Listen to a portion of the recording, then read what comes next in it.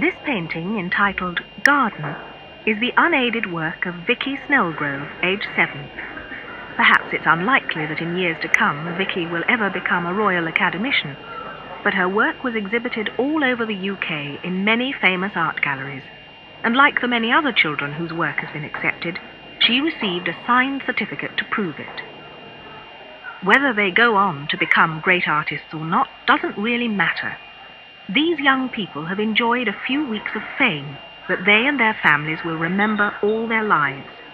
Quite simply, their pictures were accepted and hung in Cadbury's National Exhibition of Children's Art.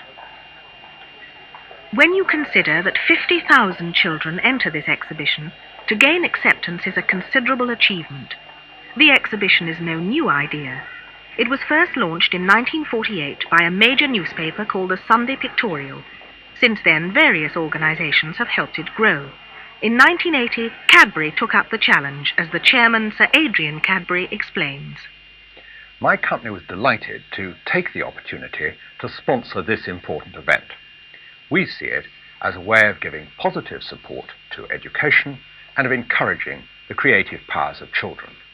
So we at Cadbury will do everything we can to ensure the continued success of this worthwhile venture.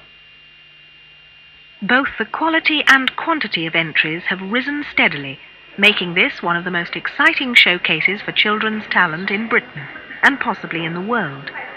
This is the story of a year in the life of the exhibition. It begins in the autumn of each year, when children all over Britain, under the careful guidance of their art teachers, select or prepare their works of art and craft for subsequent submission. Every conceivable kind of work is created. Every type of material and medium is used, from newspapers and washing up liquid containers, the cardboard tubes from toilet rolls, to more traditional works in ceramics or watercolours. Equal love and care is evident, whether the artist is painting a detailed nature study or printing a bold lino cut. Some children work on their own. Others form a team and work together to create models which can be rather larger than life. But each work, whether big or small, basic or sophisticated, will be equally valid to the judges as an example of a child's creative look at life. Sometimes perhaps a little unorthodox, sometimes very powerful and striking, maybe sad and questioning, but always interesting. This is the last of this morning's mail. During the period between October and April, about 50,000 works of art arrive at a large converted textile warehouse in the centre of Manchester. It's here that an enormous exercise in organisation and logistics begins.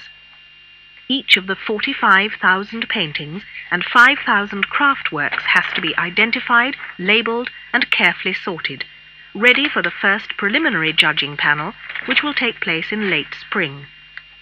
The staff that handle the material are conscious of the enormous effort that has been put in by the children, and indeed teachers, and great care is necessary to avoid loss or damage, even repairing items that have been broken in transit. Early on a Saturday morning in late April, the preliminary judges begin their annual session, which spans 2 complete and intensive weekends. All the judges are very experienced artists, art teachers, gallery curators and art advisors, drawn from various parts of the country. They're well used to picking out above-average work, and also to spotting when the teacher's help has been a little overzealous. By this stage, all the entries have been broken down into these age groups: 7 and under, 8 to 11, 12 to 14, and the oldest age group, 15 to 17. Slowly, and with immense care, the more interesting entries are placed on one side, to go forward for the final judging, which will come later. Every work is judged by a member of the panel independently. Even then, despite the careful thought and frequent disagreement, there's always the risk that a work will be rejected that's worth further consideration. To avoid this, each rejected pile is checked by another judge. The works are then reviewed and discussed, and may well go back into the pile for final judging. In some cases, it's not been too difficult to make decisions, and in others, it's been really exceedingly hard. Yes. Been quite a complicated procedure, I think. Some are obviously outstanding in their own particular age group. Yes. Others require more thinking about. But I mean, that again shows what a wide cross section of work there is to look at and to choose from. After all these painstaking decisions, the original quantity of works has been reduced to just 2,500. The mammoth task of returning pictures and craft work begins. Artists don't always want their work returned, but if they do, it must arrive safely, in perfect condition. With some craft works, this can obviously pose quite a few handling problems. It's now 2 weeks later. Early on a Friday morning, detailed preparations are in progress. Piles of paintings are being laid out for final judgment. The advisory committee, the ultimate judges, have already held a policy meeting with Cadbury's the day before. They're all artists and educationalists of repute. The chairman is Dr. Harold Riley, world-famous portrait painter and photographer. Frank Tuckett, for many years a principal lecturer in art and craft at Shoreditch College of Education. John Milne, OBE, advisor in art and design for the Grampian region of Scotland. Bruce Hearn, one of Her Majesty's Inspectors of Art. Ian Stevenson, an associate of the Royal Academy and principal lecturer at Chelsea School of Art and Design. Ralph Jeffrey, staff inspector for art and design with the Department of Education. That's all right. It's a beautiful image. Using rubber-tipped canes, the judges push forward the paintings they want retained. The ones not selected are removed. Often, the judges, who take the job very seriously, get vociferous in their defence of a particular work in the face of a colleague's criticism. You might almost think they'd painted it themselves. Yes. For me, it doesn't spell out tree. Well, I mean, I don't think there's been any real observation. I think that's my point. It's not a kind of picture that's to do with observation. It is not TREE. I think it's very beautiful. Not to me. To get a feel for the way the exhibition is coming together, a representative of Cadbury usually attends the judging sessions, And that would be both the top and the bottom. not to judge the works of art, but to discuss any details with the staff who provide the organisational backup. There seems to be an endless flow of pictures as the judges gradually work through the various age groups. The accepted ones are stacked, ready to be taken away for framing. Some of the best ones have been highly commended. Yeah, all right. I support. Highly commended. Penguins, Caroline Taylor, age 6. Who would like to highly commend it? 1, 2, 3, 4. It's got 4 votes. Highly commended. Great. Eventually, in the late afternoon, the larger works, some of them very large indeed, are held up and viewed. A final selection of pictures is clearly in the running for Premier Awards, and these are kept separately. As there's always the possibility that the artist has, perhaps by luck or accident, produced just one specially outstanding piece of work, Cadbury will now contact these potential winners. They'll be asked to send in further examples, so that the judges can assess their consistent ability. But not all artists work in 2 dimensions. Frank Tuckett and Harold Riley have the task of judging the 5,000 craft entries.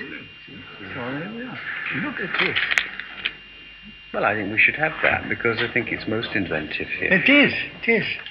When you look The at that, accepted works are put to one side. Here we are. Splendid. Weigh a ton. The judges were sometimes amused, sometimes bemused, but often impressed. Just a tube. Certainly this year's craft work has exceeded expectations. Dereliction by 16-year-old Robert Matthews from Cheshire won special praise for its inventive subject matter and skillful modelling. Mandy Jackson of Wigan impressed the judges with her sensitive clay relief model entitled The Victorians. Recital by 14-year-old Kevin Goff from Manchester showed great invention and humour. These are just 3 of the craft works which will go forward to the final exhibition in the category of highly commended. With all the craft and artwork now chosen for the exhibition, acceptance certificates are lettered and dispatched. The way she can draw a hand or a figure. It is now late May. The advisory panel meets again. It's to examine the further work submitted by the possible principal winners. It's a difficult and even more exacting task. The judges are not only looking for the best artist on the day, they want the children with the greatest future potential. Look at some of these, look. Oh, hang on a minute. Look at that. Yes. Yes, that is remarkable. I quite Look agree. at that. Yeah. Oh, look at That's that. quite Look at that. Hang on a minute. Because I think that is a phenomenal drawing for a 9-year-old, for an 11-year-old. Better. Isn't that? You know, I mean, I think this, look at that. That's excellent. Look at that. Yes, well now could I ask you to look at the organisation in that? Yeah. And also that. Yeah, well, that is more creative. But I think this girl is quite exceptional. Would anybody like to make any comments on her? Well, I think I agree with And you. finally, the decision is made. There's a lot of work for a start. So gentlemen, I think we're agreed. We've got 4 winners. The 4 young people who created these works of art will receive a letter within the next 24 hours telling them that they've been selected for Cadbury's Premier Prize, a 12-day Italian art tour guided by Harold Riley. They'll visit Pisa, Florence, Ravenna and Venice. All their expenses, including spending money, will of course be paid by Cadbury. Surely the trip of a lifetime for a young artist. Back at the warehouse, framing is in full spate. Photographs of the works are being taken, and artwork for catalogues and posters is being created and vetted by Cadbury staff. I like that one. Yeah. I'm not so mad on that one. Yeah. Already, next year's entry form is being designed. It'll be sent to schools throughout the country, giving their pupils the opportunity to enter next year's competition. Life can get pretty confusing when you're planning next year's exhibition while you're in the throes of creating the one before. No, I don't like any of those. It's July the 18th, the big moment as the winners meet each other and are driven to the airport for their Alitalia flight to Pisa. Harold Riley and the Cadbury representative discuss the final details of the itinerary as the lucky winners check that they all have their passports and boarding passes. Then they're away for 12 days in one of the great art centres of the world. When they return, the prize winners will have some lifelong memories of the places they've visited, the sights they've seen, and the people they've met. However, the excitement doesn't quite end with the completion of the Italian art tour. In a sense, this was only the beginning, as on September the 9th, they'll attend the press preview of the exhibition at the new Barbican Centre in London. Many of the other lucky exhibitors will also be there. After a period at the Barbican, the exhibition will tour the United Kingdom, moving on to Hull, Glasgow, Birmingham, Belfast and Portsmouth, giving the exhibitors and their families a chance to see their pictures displayed in regional galleries, in shopping precincts, theatres and stately homes. In future, the exhibition will be even more exciting, as Sir Adrian Cadbury explains. After consulting with our advisory committee and with the education authorities, Cadbury have decided to introduce a completely new category, poetry. So I hope that you will all send in a record number of entries for art, craft and poetry.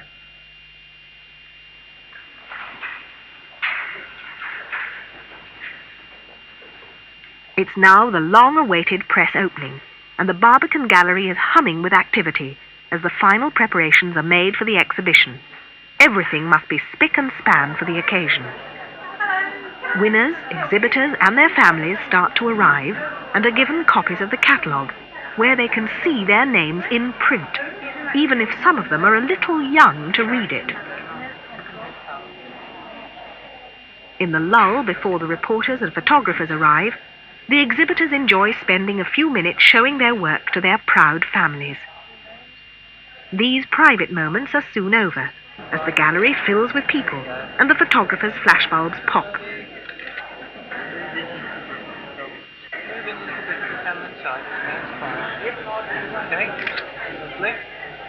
Then everyone gathers to hear Dr. Harold Riley, chairman of the advisory committee, make a small presentation to the 4 winners, their certificates, and an album of photographs taken during their Italian art tour. I'd like to give this prize to Peter Kong.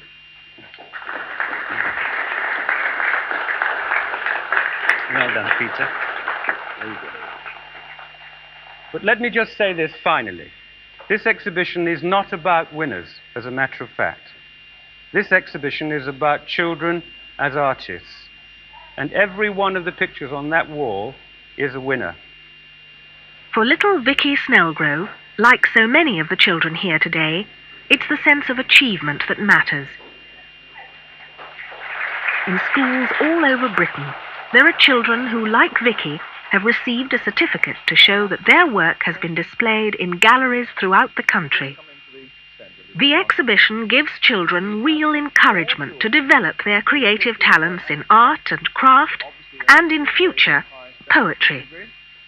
With such enthusiastic participation of teachers, parents, and of course of children themselves, every year we'll see an even bigger and more enjoyable Cadbury's National Exhibition of Children's Art. Final big clap for them. Well done.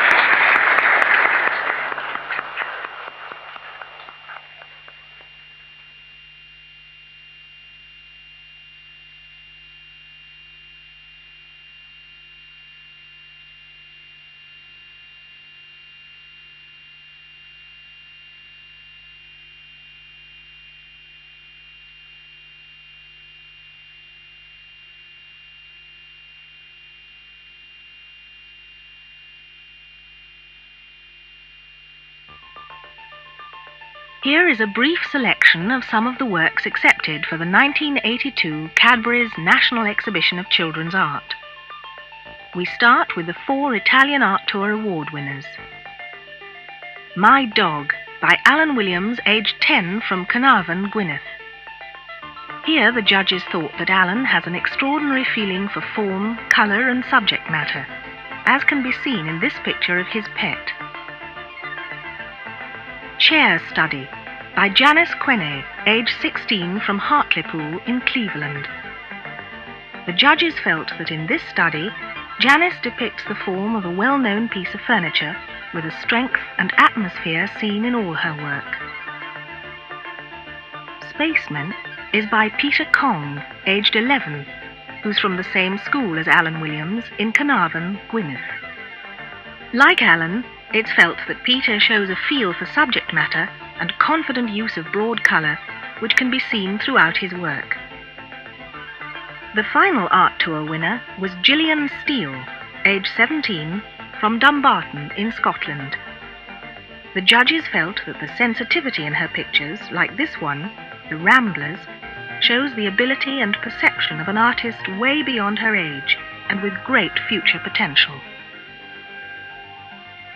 7 years and under, Hedgehog, by Ian Brown, aged 5, from Hull.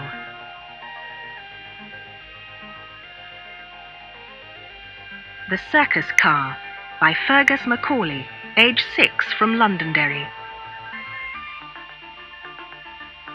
Primula, by Tony Jones, aged 6, from London. Trees, by Davina Simmons, aged 7, from Grimsby. 8 to 11 years. Winter 1981, by Karen Francis, aged 10, from Harrow, Middlesex. Sitter, by Ben Emmett, aged 10, from Honiton, Devon. Jockey's Head, by Esther Neslin, aged 11, from Ilford, Essex. Figure Study, by Karen Wynne Jones, aged 11, from Carnarvon, Gwynedd. 12 to 14 years. Emma Catherine, by Emma Dodd, aged 12, from Guildford, Surrey. Portrait of Amanda by Wendy Mitchell, aged 13, from Liverpool. The Cheerleaders by a group aged 13 from Fred Longworth High School, Wigan. Self-Portrait by Andrew McGrath, aged 14, from Paisley, Scotland. 15 to 17 years. The Siding by Nicola Randall, aged 16, from Reading.